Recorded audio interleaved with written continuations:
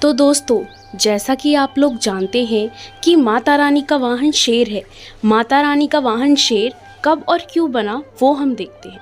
जैसा कि आप सब लोग जानते हैं कि हर किसी न किसी देवी देवताओं के पास वाहन होते हैं। जैसे विष्णु जी के पास गरुड़ है, भोलेनाथ के पास नंदी महाराज हैं जिन पर वो हर जगह सवारी करते हैं।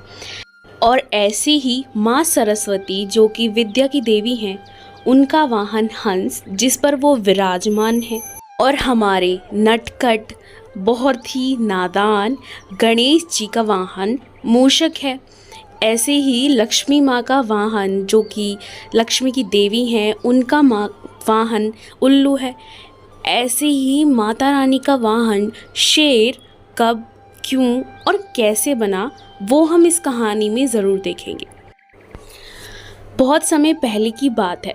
जैसा कि सब लोग जानते हैं, माता पार्वती बचपन से ही शिव जी की बहुत बड़ी भक्त थी।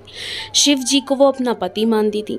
शिव जी को पाने के लिए माता पार्वती जी ने तपस्या की। तपस्या के कारण वो इतनी सांवली हो गई कि उनका रंग थोड़ा सा फीका पड़ गया था, पर वो बहुत ही सुंदर और बहुत ही अलौकिक लगती थी।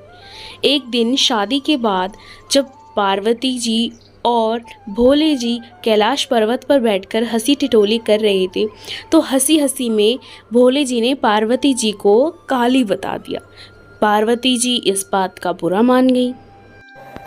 स्वामी, मैंने आपके लिए इतनी घोर तपस्या की, इतने दिनों तक मैं वहाँ पर बैठ के आपके लिए तपस्या की, उसकी वजह से मेरा रंग सांवला हो गया है। जाइए, मैं आपसे कभी बात नहीं करूँगी। नहीं देवी, हमारे कहने का मतलब वो नहीं था जो आप समझ रही हैं। हम तो बस वैसे ही आपको बता रहे थे। माता पार्वती नहीं मानती और वो कहती हैं कि जब तक वो गोरी नहीं हो जाती, जब तक वो कैलाश पर्वत पर वापस नहीं आएंगी, वो घोर तपस्या करेंगी। भोलेनाथ से रुष्ट होकर पार्वती माँ एक घने जंगल में तपस्या करने आ जाती हैं। उस जंगल में शेर, चीता और बाकी सब जानवरों के अलावा कुछ नहीं होता। वो भूखी प्यासी बस दिन रात तपस्या ही करती रहती हैं। जब वो तपस्या कर रही होती हैं तो वहाँ पर उन्हें देखकर एक शेर उनकी तरफ आ जाता है। वो शेर बहुत दिनों से भूखा था। वो सोचता है कि ये कोई साधारण मनुष्य है और इसको खाकर मैं अपनी भूख मिटा सकता हूँ। पर वो जैसे ही माता पार्वती के पास जाता है तो उनका तेज और अलौकिकता देखकर शेर बस उनके पास बैठ जाता है और वो उनके तपस्या से जगने की प्रतीक्षा करता है। जब तक माता तपस्या से नहीं जाग जाती, शेर भी वहीं पर बैठा रहता है। माता पार्वती अपनी तपस्या में घोर लीन रहती हैं और वो इतनी कठिन तपस्या करती हैं कि उन्हें कई सालों बीत जाते हैं, परंतु वो फिर भी तपस्या करती ही रहती हैं क्योंकि उन्हें अपना निखार जो पाना था। माता रानी को तपस्या करते करते देख शेर भी वहीं पर बैठा रहता है। माता रानी के तेज के कारण शेर को ना तो भूख लगती है और ना ही प्यास लगती है, बस वो वहीं पर बैठा रहता है। जब तक माता पार्वती की तपस्या नहीं खुल जाती, शेर भी उनकी प्रतीक्षा में बैठा ही रहता है। ऐसे ही काफ़ी समय बीत जाता है तो फिर भोले जी माता पार्वती को मनाने के लिए आते हैं। देवी उठिए, मैं आपको वरदान देता हूँ कि आप गंगा स्नान कीजिए। गंगा स्नान से आपका रंग फिर से गोरा हो जाएगा और आप गौरी के नाम से जानी जाओगी और आपका ये सांवला रंग कौशिकी देवी के नाम से भी जाना जाएगा। माता पार्वती ये वरदान पाकर बहुत खुश हो जाती हैं और अपने असली रूप में आ जाती हैं। प्रभु, आपका बहुत बहुत धन्यवाद। आखिर मेरी तपस्या सफल ही हो गई।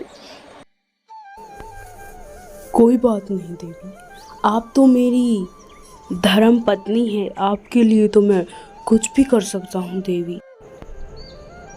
जब से आप रुष्ट हो गई, मेरा मन लगता ही नहीं था। आप अब कैलाश पर्वत पर वापस चलिए।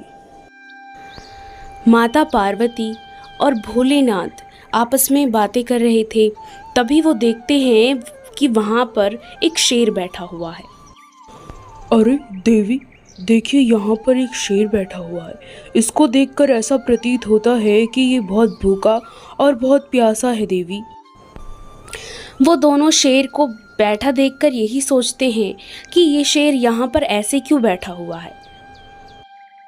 देवी, इसको देखकर तो ऐसा प्रतीत हो रहा है कि ये आप ही के साथ तपस्या में लीन था। अभी देवी पार्वती उस शेर से पूछती हैं कि वो यहाँ क्या कर रहा है और वहाँ पर क्यों बैठा हुआ है। वो बहुत अचंभित थी कि ये शेर अचानक से यहाँ पर भोलेनाथ, माता पार्वती, मेरा प्रणाम स्वीकार कीजिए। भोलेनाथ, आपका कथन सत्य है। जब से माता पार्वती यहाँ पर तपस्या में लीन थी, मैं भी यहाँ पर उन्हीं के साथ बैठा हूँ। मैं बस ये चाहता हूँ कि माता पार्वती का मैं वाहन बनूं, माता पार्वती मेरी सवारी करें। देवी पार्वती, जब से आप तपस्या में लीन हुई हैं तभी से ये शेर भी आप ही के साथ बैठा हुआ है। मतलब इसी ने भी उतनी ही तपस्या की है जितनी आपने की है। इसको इसकी तपस्या का फल मिलना ही चाहिए। आप इसकी सवारी कीजिए, जगत आपको शेरों वाली के नाम से जाना जाएगा। माता पार्वती ने शेर को आशीर्वाद दिया और उसकी सवारी की। तभी से माता रानी को शेरों वाली माता के रूप में सभी लोग पूजते हैं।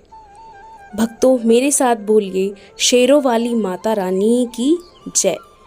अगर आपको ये कहानी अच्छी लगी हो तो लाइक, शेयर और सब्सक्राइब ज़रूर करें।